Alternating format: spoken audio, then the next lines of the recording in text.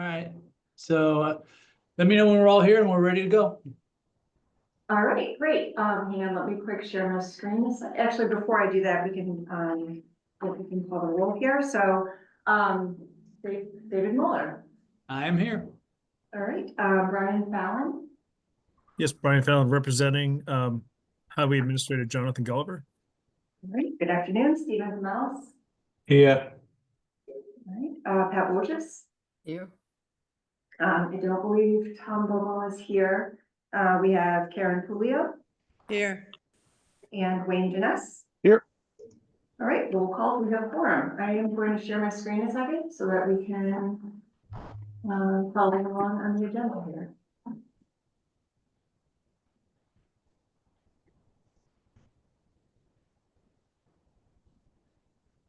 All right, can everyone see this all right? Yep, we can see it. Yep. Okay. All right, so David, I will hand this back to you. All right. Welcome to everyone to a meeting of the Northern Middlesex Metropolitan Planning Organization. You are invited to participate in our transportation planning process, regardless of your race, color, national origin, including limited English proficiency, religion, creed, gender, ancestry, ethnicity, disability, age, sex, sexual orientation, gender identity or expression, veteran status or background. You can read the full notice of your rights and protections at www.nmcog.org/civil-title-vi.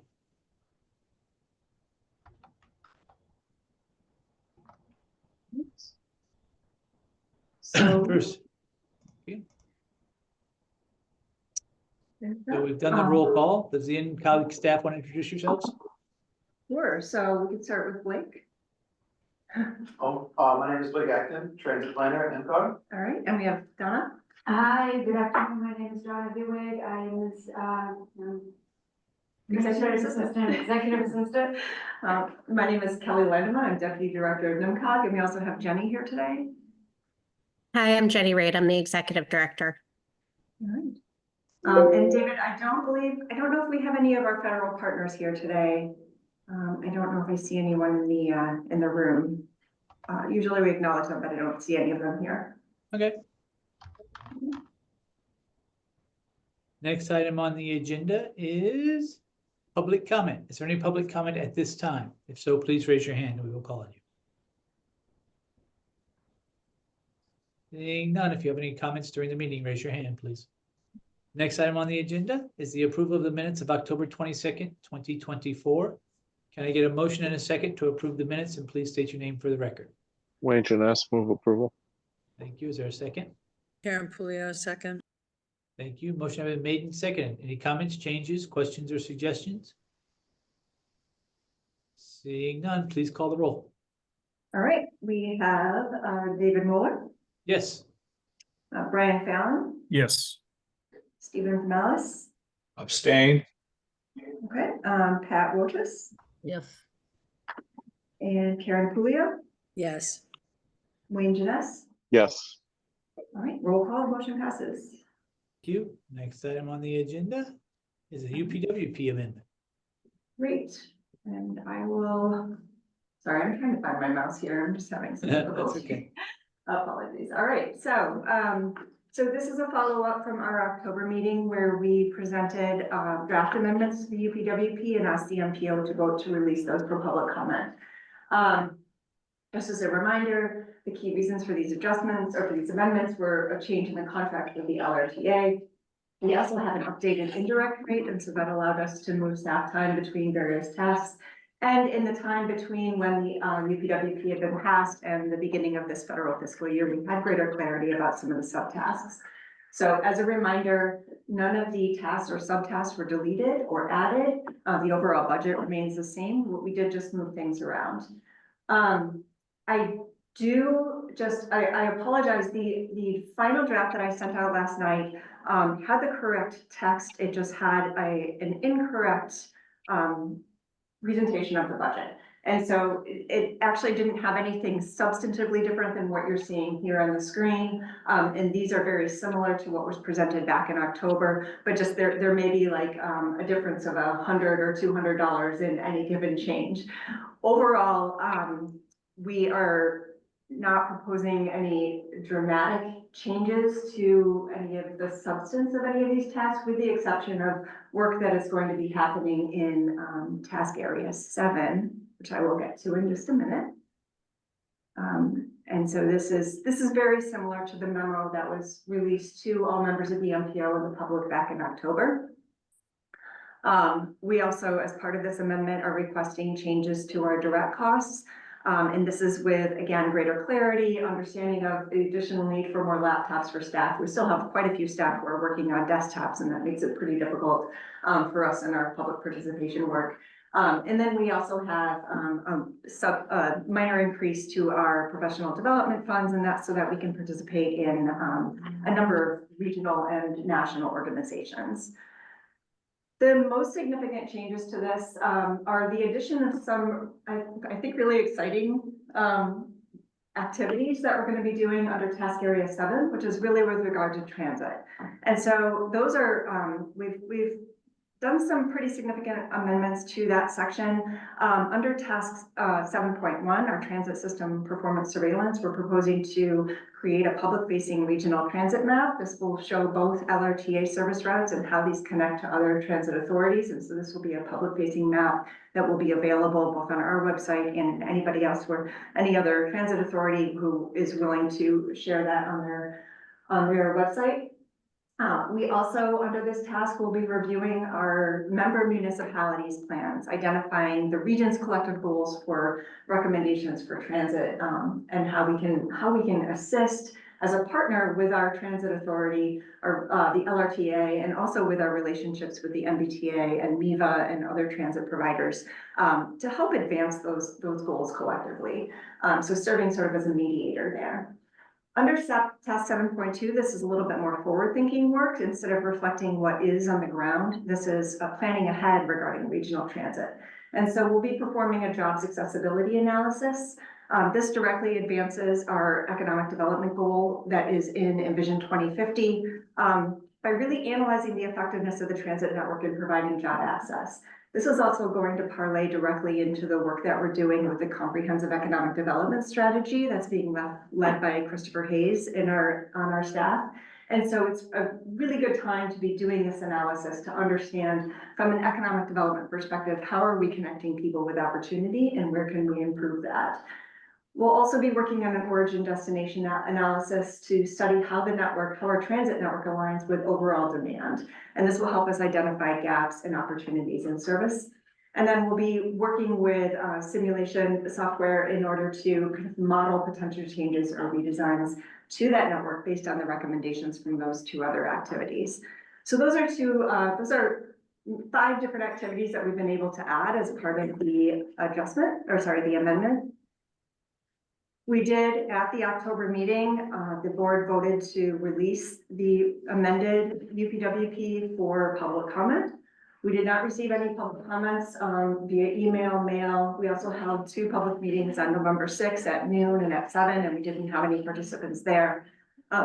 We did have a discussion with the LRTA just to share with them these activities and talk again about how we can assist them with ongoing support. Primarily with helping them bring things to this board for vote. And then we are here today to ask you to vote on the final amendment. So that is our request to you today. I will pause before that. If anyone has any questions, I'm happy to talk through anything you might have questions about. So please feel free to raise your hand if you have a comment. Any questions? Seeing none. Can I get a motion and a second to approve the Unified Planning Work Program Amendment as presented today? Please state your name for the record. I'm sorry. So moved. Steve Themelis, so moved. Second, Wayne Janess. Thank you. Motion has been made and seconded. Please call the roll. All right, David Moeller, Yes. Brian Fallon, Yes. Stephen Themelis, Yes. Pat Wojcik, Yes. Karen Pulio, Yes. Wayne Jeunesse. Yes. All right, motion passes. Thank you very much. Thank you.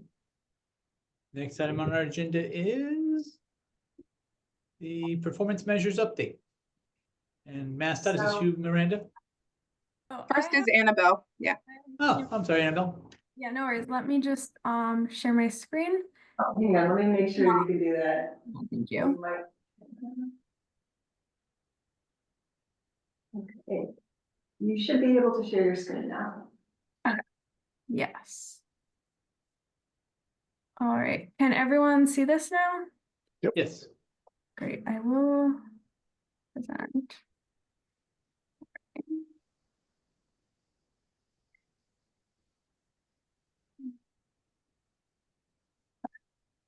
Hello, everyone. I'm Annabelle Shine, and I'm here from MassDOT Highway to present on the 2024 mid-performance period update with performance measure 2. This is just a brief agenda of what I'll be discussing today. As an overview, the measures for performance measure 2 include bridge and pavement measures. For pavement, that includes the percentage of interstate pavement in good and poor condition, the percentage of non-interstate NHS pavement in good and poor condition, and for bridge, the percentage of NHS bridge area in good and poor condition. And this is the middle of the second performance period. Here is just an overview of the regional distribution of interstates.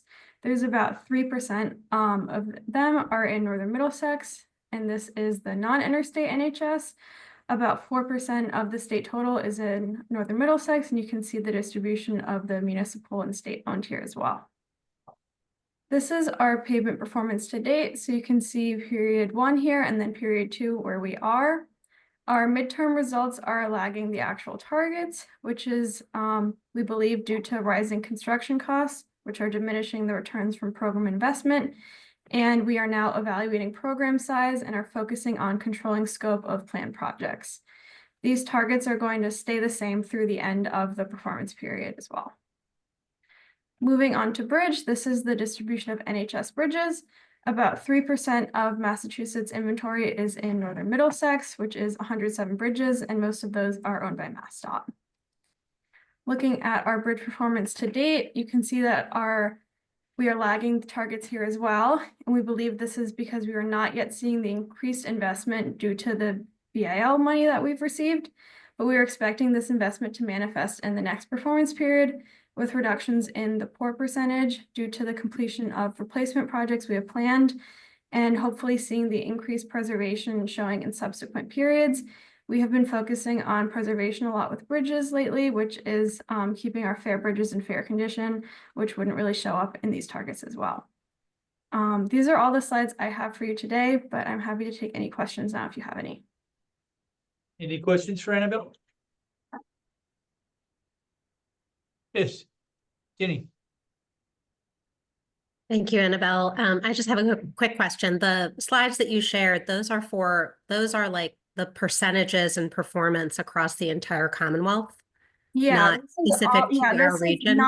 not your region. This is all of Massachusetts NHS bridges. But if you want specific numbers, I can get those to you. Yeah. But this is just a more this is just a more general presentation, but we have those numbers. Okay, I think that would be very interesting. Okay, yeah, let me you. find those, and then I think probably Miranda can help me get that to you or someone, but I'll work on that. Thank you. Okay. Any other questions? Yes, Karen.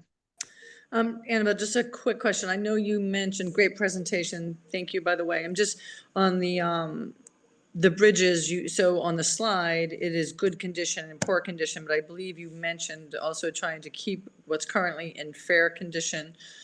Yeah. So where is that on this chart, or would there Yeah, be somewhere so- else that you can, go ahead. Yeah, so for the performance measure, it's like federally mandated that it's for good and poor condition, but we do track fair condition bridges as well. They're just not shown here because Federal Highway isn't asking for it. But there is it does kind of seem like, if you look at this, the numbers are like, we have 16% good and 12.5% poor, but there's a lot in between that's in fair condition as well. It's just not what Federal Highway is asking for us to give them, so it's not in the slide deck, but also those are numbers that I can get for you if you're interested. Yeah, I think this trend is good, but, and obviously the other piece is just the difference between the two. But yeah, why don't we get it just so we can take a look at it? And then it would be Yeah. interesting to see the investment in that space too. Yeah, I'll Okay, get you all thank you. those. Yeah. Any other questions for Annabelle? Seeing none. Thank you, Annabelle. Miranda, are you doing some part of this presentation? Yes, I'm doing PM3 update. Oh, yeah. I think I need to give you permission too, 1 second. No problem. There we go. Alright, just setting up my screen.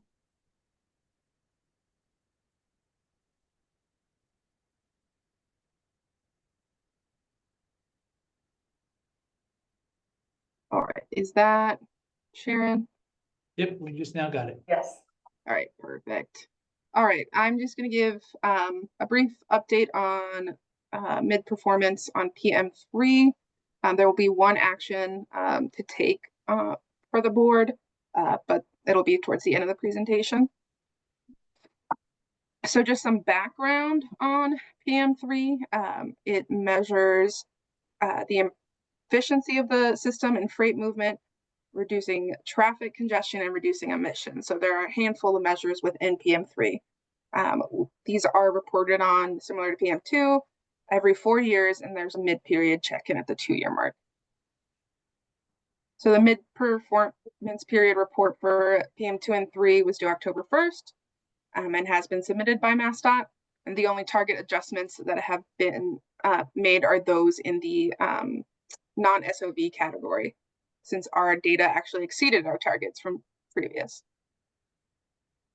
So more on the required performance measures under PM3, the level of travel time reliability on both the interstate system and the non-interstate system, the level of truck travel time reliability, the percentage of non-single occupancy vehicle travel, peak hour excessive delay, and under emissions, the total reduction of on-road mobile source emissions from projects funded under the Congestion Mitigation and Air Quality Program.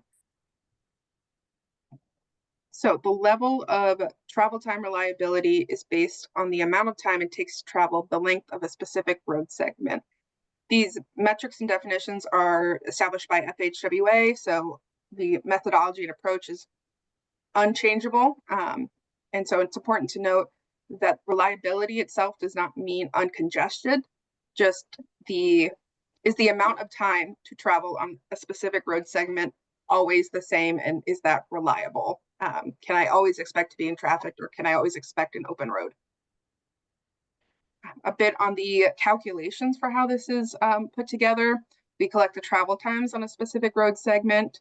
We find the 50th percentile and the 80th percentile times, and compute the travel time reliability by dividing the 80th by the 50th percentile, and repeat that for the period shown, which is Monday through Friday, 6 to 10 a.m., 10 a.m. to 4 p.m., 4 p.m. to 8 p.m., and weekends, 6 a.m. to 8 p.m. If all are below 1.5, the segment is considered reliable. And our statewide metric is the percentage of person miles traveled that are reliable.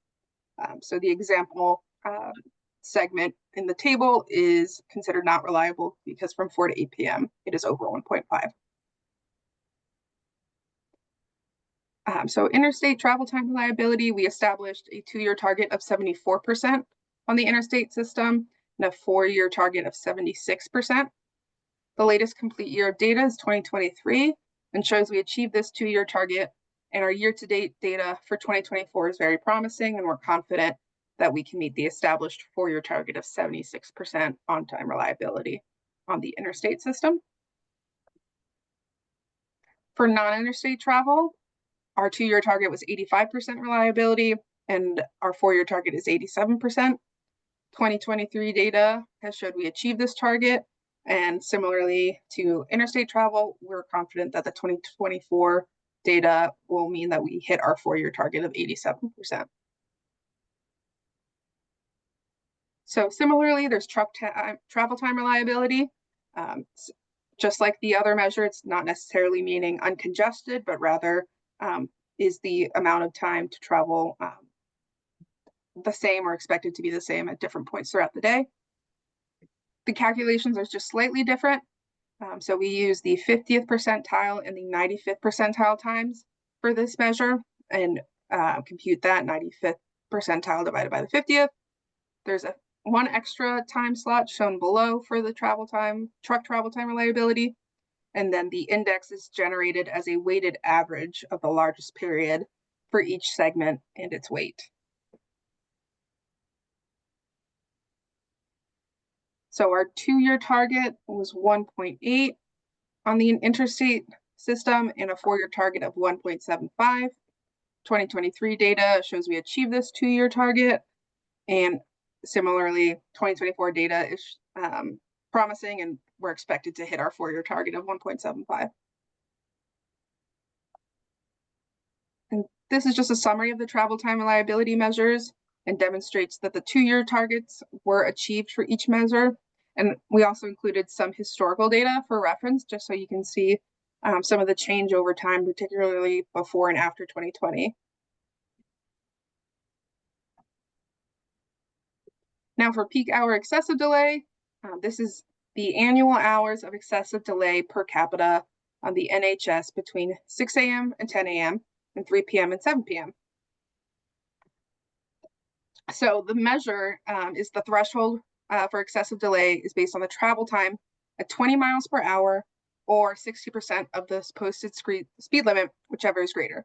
So for example, if the posted speed limit is 50 miles per hour and you're traveling at or below 30 miles per hour, you are categorized as an excessive delay.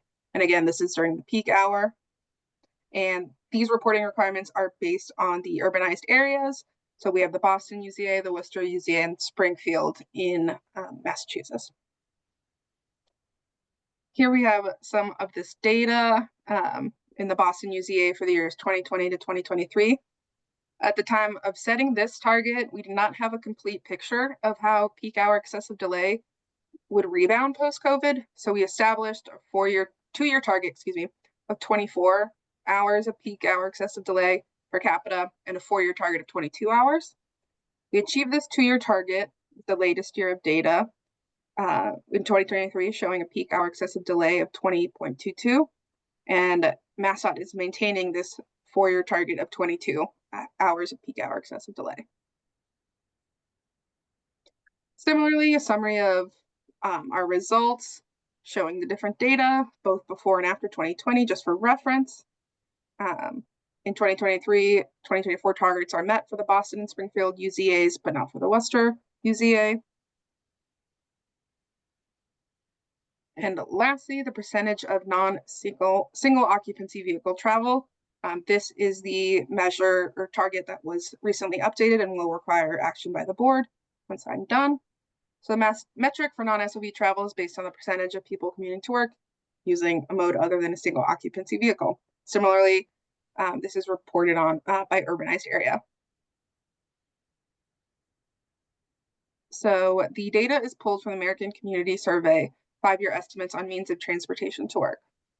5-year estimates mean that the census combines 5 consecutive years of data to produce multi-year estimates, so it's based on a large sample size and is considered more reliable than 1-year estimates. So in column year 2022, estimates for that year consider all of the data collected between January 1st, 2018 and December 31st, 2022.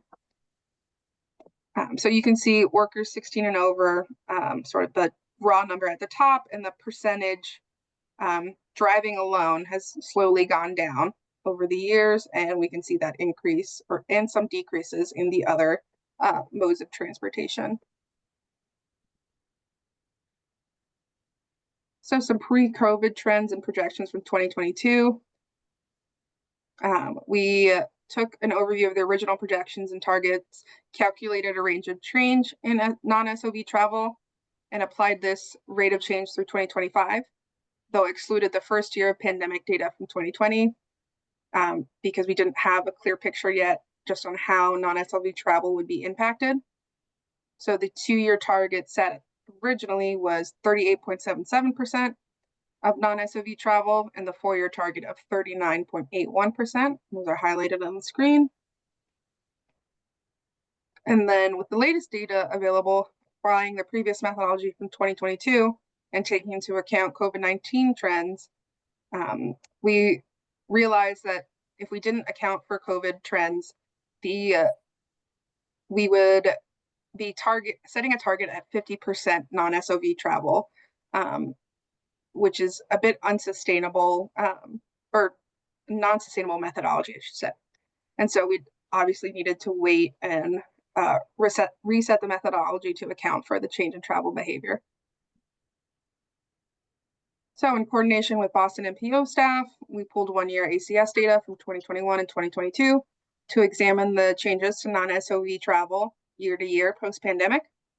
There is decrease in the 1-year rate of non-SOV travel from 2021 to 2022 from 45.8% to 44%. We then weighed this reduction against the trend line from the previous slide and estimated a gradual reduction in year-over-year non-SOV travel. So it brought us to a new 4-year target of 42.6%, which is highlighted in blue on this slide. The adjusted target here represents a balance between pre- and post-pandemic trends and the expectation that non-SOV travel will continue to increase across the Boston UZA, but at a more gradual rate than what we experienced during pandemic years. This is a summary table sort of outlining all the numbers and shows the baseline data from the start of this 4-year performance period against the 2-year and 4-year targets. The mid-year performance value is the blue column, and the adjusted 4-year target is the orange column. And then the last part of PM3 is emissions reductions. So the on-road mobile source emissions measure is calculated by summing 2- and 4-year totals of emissions reductions in kilograms per day. Lowell, Waltham, Worcester, Springfield reached the end of their air quality maintenance period in October 2023. And so the only remaining non-attainment area in the state is in Dukes County on the Vineyard. And because there are no CMAQ project or congestion mitigation and air quality funding program there for the duration of this performance period, MassDOT has no update to this measure. And this is a quick summary of all the metrics I've just presented. I know it was a lot of information at once. And just an overview of all of them. And then this is back to the original, or the table I showed you a few slides ago, of which we'll need a vote on. We're requesting that the board adopt the adjusted 4-year non-SOV travel target. But only for the Boston region, But yes. because Northern Middlesex is part of the Boston region. For those Yes. purposes. Questions for Miranda? Miranda, Steve Thumless, I just got just more of a curious questions. Those measurements for the travel time, how are they derived? Is that like GPS? How do they calculate that? Yeah, my understanding is that location-based data, so Google Maps, cell phone data, is utilized to track time on a specific road segment. Okay, how about means of transportation? Was that through a survey? How do you know how many individuals are carpooling, et cetera? That's based on American Community Survey data, so through the census. They're using their 5-year estimates. I'm pretty sure that those are put together from just, I guess, assumptions and trends from previous census data, and I'm not sure specifically how ACS surveys are conducted. But yeah, that's what's used. Similar to PM2, these are all federal performance measures, so a lot of the methodology is set by federal highway, and we don't have too much room to adjust, but yeah. Okay, thank you. Mm-hmm. Other questions? Seeing none, can I get a motion to adopt the adjusted 4-year targets of 42.6% for the Boston UZA? Please state your name when making the motion. Move to adopt, Wayne Jeunesse. Thank you. Is there a second? Second, Steve Thumless. Thank you. Motion has been made and seconded. Please call the roll. Oh, sorry, I am here really. We have David Muller, Yes. Brian Fallon, Yes. Stephen Themelis, Yes. Pat Wojcik, Yes. Karen Pulio, Yes. Wayne Janess. Yes. Right, motion passes. Thank you, everyone. Thanks, Miranda. And Annabelle. Thank you, Mark. Next item on the agenda is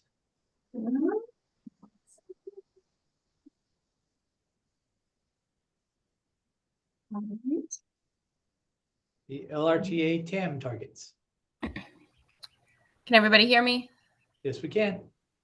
All right, so under the Transit Asset Management Rule, the LRT is required to set annual state of good repair performance targets for our revenue vehicles, equipment, which are our non-revenue service vehicles and facilities.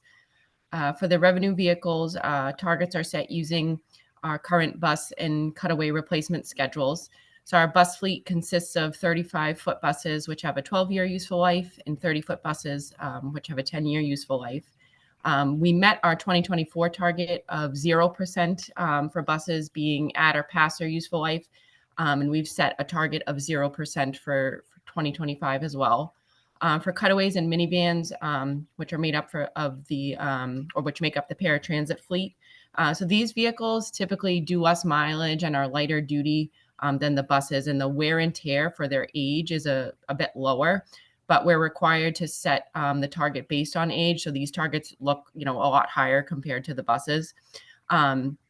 We did meet our 2024 target of 53.06%. And we've set a target of 39.58% for 2025 based on our planned replacements, which we, for the paratransit vehicles, are through MassDOT's Community Transit Grant Program. We only have 2 minivans in the paratransit fleet, and so the high number there is just due to the small sample size. We met our 2024 target of 50% for minivans and we'll hold that for 2025. For equipment, which again is just our non-revenue service vehicles, so we met our 2024 targets, which were 50% both for automobiles and for trucks. At the end of fiscal 24, we were able to secure additional 100% state capital funds for the purchase of 3 service trucks that replace some aging diesel trucks, and we replaced them with gasoline trucks, which will lower maintenance costs going forward. And those are right at the end of the fiscal year. They were put in service right at the beginning of this fiscal year.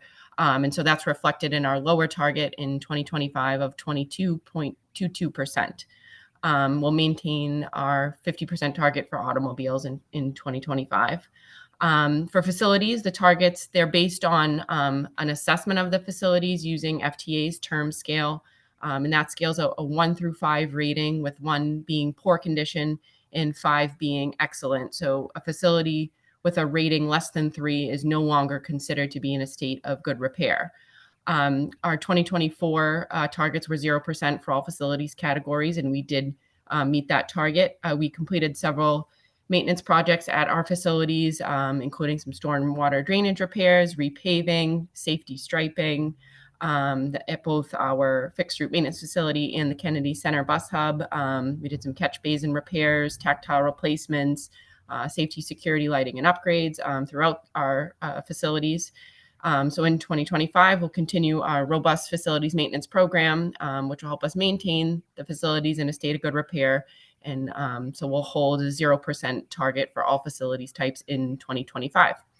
I'm happy to answer any questions before requesting that the board vote to adopt these 2025 targets. Thank you, Ally. Any questions? Hearing none, can we get a motion and a second to adopt these targets as presented today? And please state your name for the record when making the motion. Karen Pulio. Steve Themelis. Motion to accept. There's a Second, Steve Thank you. Themelis. motion have been made and seconded. Please call the roll. All right, David Muller, Yes. Brian Fallon, Yes. Stephen Themelis, Yes. Pat Wojcik, Yes. Karen Pulio, Yes. Wayne Janess. Yes. Motion passes. Thank you. Next item on the agenda is the LRTA PTASP plan. Yeah, just give a quick update here. So the plan includes safety performance targets, which will be presented to the MPO in early 2025. We did have to make a couple corrections. So that has to go back to the LRTA Safety Committee and Advisory Board before we can present them to the MPO. So that's going to be postponed. All right, thank you. Next item is the public participation plan update. Speaking of postponements, we also are postponing the release or the presentation of the public participation plan to the MPO until the January 22, 2025 meeting. We will share that document with you in advance. In the meantime, we are taking a little bit of extra time to review and incorporate anything from the state. MassDOT has just released their public participation plan for comment. And so please go and review that plan and provide them with comment. I know they're looking for feedback. There's a link here and a QR code if you would like to scan that and go directly to the document. We also want to take a little bit of time to vet this a little bit more thoroughly with our stakeholders before we bring this to the MPO. So that will be coming to you in January. Thank you. Thank you. Next item is tip amendment number 1. So for this, and I know we have staff from the city of Lowell here who could probably explain or respond to any questions. We need to amend the tip. Federal highway requires that the tip be amended in order to accept discretionary grants. And so it's a requirement for any discretionary awards. This would be an amendment to our tip of $26,750,000 in funding from the RAISE grant program. So there was a grant of, I believe, $21.4 million that's being matched by the city of Lowell for 4 specific bridges that are in a state that need additional repair. Camilla, go ahead and you can add to this if you want. No, I actually had a question about the match. What we had put in the application as a match was $500,000, which come from both state grants and capital funds that we have ourselves acquired for the design of one of the bridges that are part of the application, specifically the Swamlock Bridge. So I'm curious as to what the $5.35 million where that is. Yes. The overall request is to accept the $27,750,000. This was just in the notes in ESTIP. So I just basically copied that information over and was hoping, I know that Javier is here and maybe can explain a little bit of that. We have basically need to bring this to the MPO so that they can vote to release it for a public comment period. And we're asking the board to do sort of a, excuse me a second, to release this for public comment. And we won't be holding a public meeting. We've been told by MassDOT that a public meeting isn't necessary. So this is basically a preliminary endorsement based on an absence of negative public comment. So I don't know, Kavya, is there any additional information you have about the match from the city?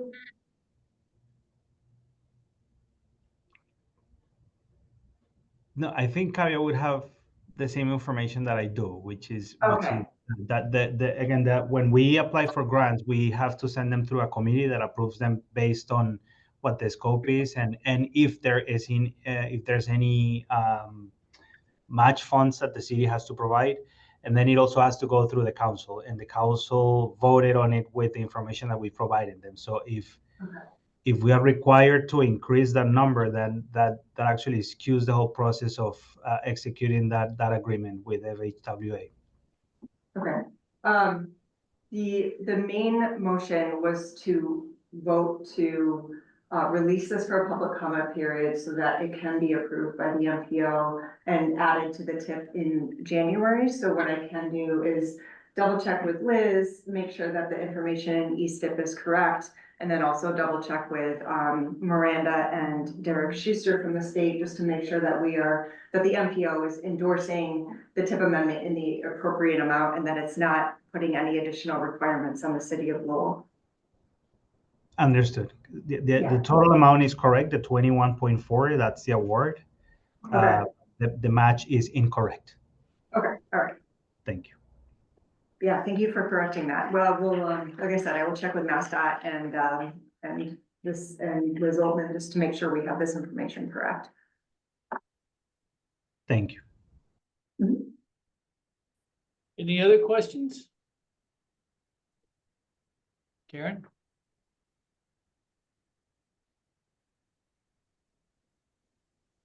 You're muted, Karen.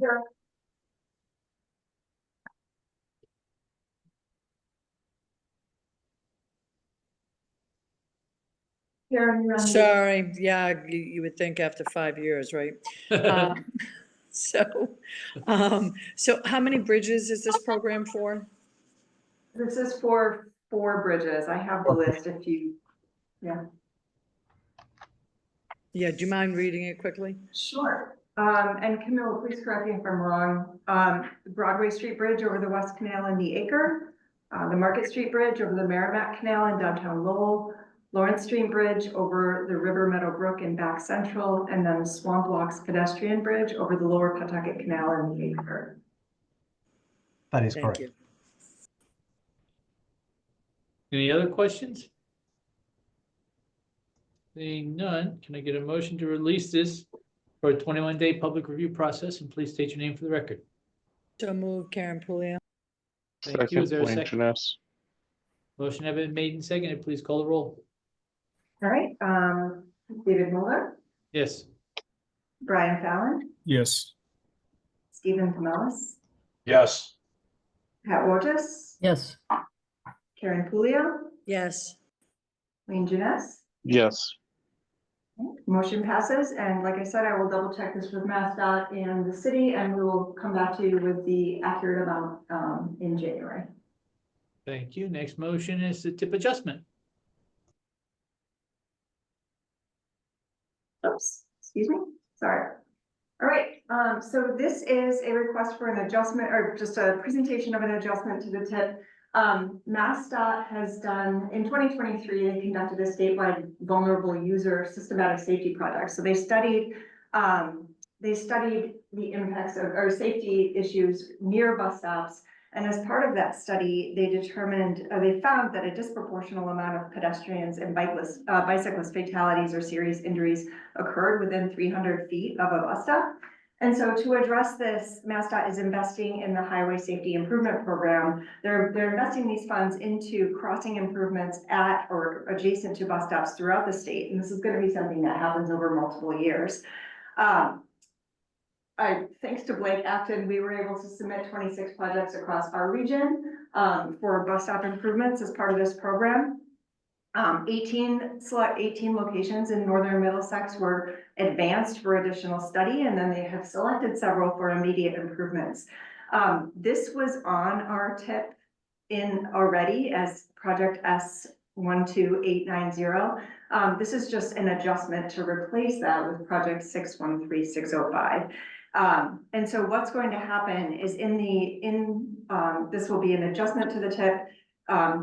At these locations, you'll see either pedestrian refuge islands, flashing warning signs or RRFBs, additional other signage, painting, high visibility crosswalks, curb extensions, all measures to improve safety at these bus stops. There is a public meeting that MassDOT will be holding on Thursday, December 18 at 6 p.m. and provided a QR code here. So please consider attending that meeting if you would like to know more about the project. And this is something that is happening through MassDOT.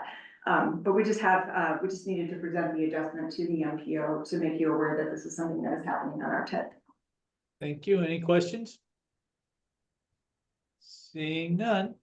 The next item on the agenda is staff project updates. Thank you. So I did want to give the board an update on 4 specific projects. The first is tip development. So right now we're in the process of setting up or holding meetings with municipal staff, primarily engineers, and also DPW and planning staff from across the region. And this is in advance of tip readiness days so that we can have an accurate understanding of where projects are across the region. We will begin the process of tip development in February, but these meetings are just a way for us to get more in the loop on what the status of current projects and to understand readiness and anything we can do to support that. As part of that, we are also talking with municipal staff about an update to our transportation evaluation criteria. This is a project that is programmed in our current UPWP. It's in response to our federal certification review that occurred last February. But it's also just a necessary implementation step of Envision 2050. So we need to update the scoring process that we use to evaluate projects for inclusion on the TIP to better reflect the goals and objectives that are stated in Envision 2050. So we're going through that process now. We will be bringing a proposal for an update to those tech scores to the MPO in January. And that way we can ask the MPO if they release that for public comment in January. We'll be able to bring that back to the board in February for endorsement and then use those tech scores in order to, in the development of the next TIP, which will start in 2025, and then will be active in FFY 2026. The third project is our website update. And so this is also something that is happening as part of our UPWP, as part of our transportation equity program. This is funded through MassDOT through an approval of deobligated planning funds. So MassDOT has approved our ability to use funds that were unused in prior years in order to do an overall design update. And then we'll be maintaining that site going forward. This is going to be something that will help us to better comply with state and federal accessibility requirements, but also just generally serve as an improved engagement tool. So just providing the public with more clarity about our programs, how they can get involved, what we actually do, what is an MCOG, what is an MPO, all of that. So we're really excited about this project. We released the RFP in November. Yesterday was the deadline for proposals. We have 17 to review, so not a small task ahead of us. But we are reviewing and scoring those proposals, and then we're going to with the goal to contract with a consultant and begin the project in January. And then finally, we also in November released an RFP for a regional bicycle and pedestrian plan. This will be nearly a year-long process where we'll be working with a consultant. Some work will happen with our staff, and then some of that will be done by a consultant, some of the more technical aspects, to do a region-wide study and plan for how we can better improve our bicycle and pedestrian infrastructure across the region. We had about 5 to 7 firms that had downloaded the RFP and submitted questions, and those proposals are going to be due. We're going to extend the deadline a little bit to accommodate for vacation schedules. But again, with that project, just like with the website project, our goal is to contract with a consultant and kick off the project in January. So if anyone has questions about any of these projects, I'm happy to answer questions. If you'd like to stay involved, let me know, and I will make sure you're on any distribution list for any of these projects as we move forward. Excellent. Any questions? Hearing none. Next item on the agenda is TIP project status report. Is this you, Brian? It's Tim. Oh. Sorry, Tim. Sorry, I was muted. Yeah, for updates, we've got 613-120 Tewksbury Bridge replacement, North Street over I-95, which has the new add date. It was moved from April of 2029 to October of 2028, and the tip cost was added in. 612-096 Westford Interstate Maintenance and related work on I-495. The add date was moved from April of 2025 to December of 2024. 610-930 Westford Route 110 Littleton Road from Powers Road to Minot's Corner. That just had the tip info added, 2029 and around 6 million. 610-719 Burlington to Tingsboro pavement preservation on Route 3. We received the 75% design on that. So it had updates for the add date, and the tip information was added, and we had new estimates. The old estimates were 15 million, and now we're up to 48 million. So there's something to think about. 609-510. We have a new ad date of February 2026. And I seem to have mistyped something there, so I may have that ad date wrong. The tip year was changed to 2026 from 2025. So I think the old tip date was in 2025. And the cost, the tip cost changed from 1.1 million to 2.7. 607-401, Chelmsford traffic signal installation, Route 110 and 490 and 495. We have the tip information added, which changed. It was 1.2 million in 2025, and now it's 8.3 million in 2027. The big one here, 607-887, the Rourke Bridge replacement. That the design build was advertised, so it's out to get proposals for design bid, which means that once we've evaluated the design bid proposals, it'll be awarded to a company or a combination of companies to complete the design and get started on the construction. So something on that could be happening fairly soon. And 609-317, Chelmsford improvements on Chelmsford Street, Route 110. That had the tip year change from 2026 to 2028. And that's the updates for this month. Thank you, Tim. Questions for Tim? Yes, Jenny? Thank you, Tim. I have a couple questions. Hopefully they're not too hard. The first one is a date. Do you know the due date of the Rourke Bridge design build proposals? I can answer that, Jenny. The Okay, thank you proposals very are much. due at the end of the month. The end of this month? Yes, and they'll be Oh. reviewed throughout the month and into January. And I think the bid opening is going to be at the end of January. Okay. That's good. We get questions all the time. So it's good. It's good to have that information. And then, unless there's anything else on that, and then can you just explain the 3 times cost increase for pavement preservation on Route 3? Sure. I think the original tip cost was around 15 million. We worked up the project in the district to include a lot more scope than was originally envisioned. So we've kind of pared it back to what the pavement management section was really looking for, and the cost will come back down again. I don't know if we'll get to the 15, but it'll be around 20 million. So we're just doing a surface treatment out there on the main line. So we'll be basically fixing the main line, restriping, and some other smaller items of work. Okay, thank you. Any other questions? Seeing none, I think the next item on our agenda is other business. Is there, memorandum of understanding? Yeah, so Jenny is going to present this. Whenever you're ready, Jenny.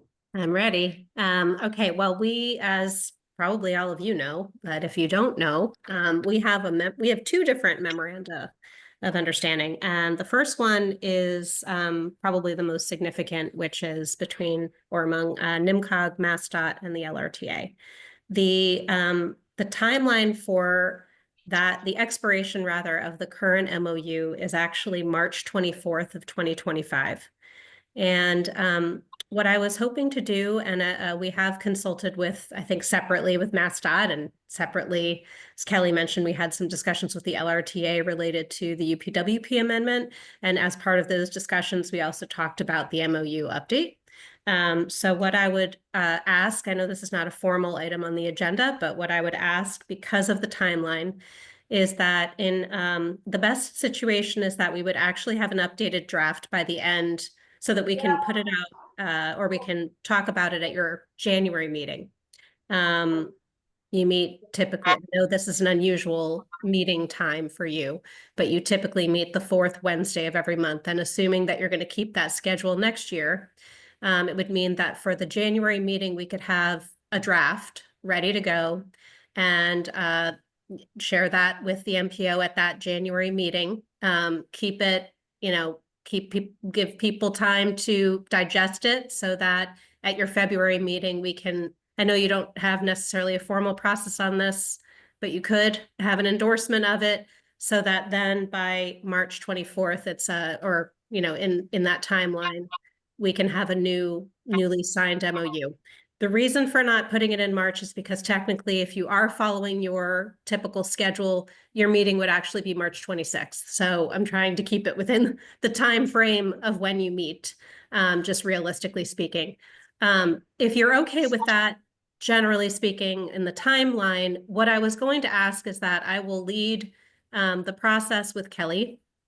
And I will reach out to the respective executive directors to begin discussions about the update of the MOU. We have basically one item from our federal certification review to respond to and address in the MOU, but then I know that we have a lot of other discussions that we probably want to have about our best work as a group together in achieving the goals of the, technically speaking, of the 3C transportation planning processes, which is what this whole framework is all about. The 3 Cs are continuous, cooperative, and comprehensive transportation planning. So within that framework, if you're comfortable with the timeline and you're okay, I'm going to reach out to my my peers at the other agencies to begin those conversations over the next month so that we can get this process going and get a draft ready. We also have, on the other side of things, we have an MOU with basically the Southern New Hampshire abutting regional planning agencies and transit agencies with the LRTA, with MassDOT, with New Hampshire DOT, and also with the New Hampshire Department of Environmental Services, which actually sounds like a really good idea in Massachusetts if we could get EOEEA to sign on to this.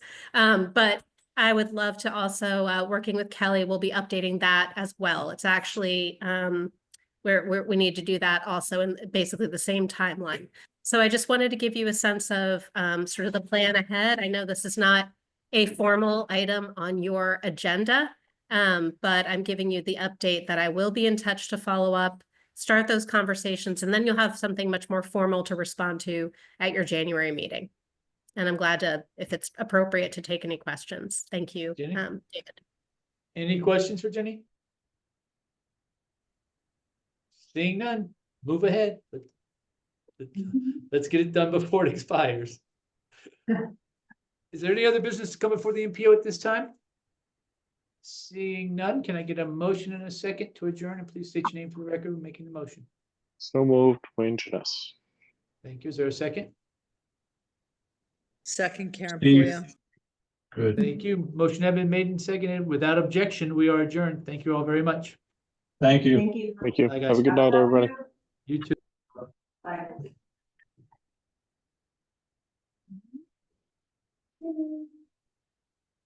Good afternoon, everyone. Bye. See you, Steve. Bye, see ya. Bye.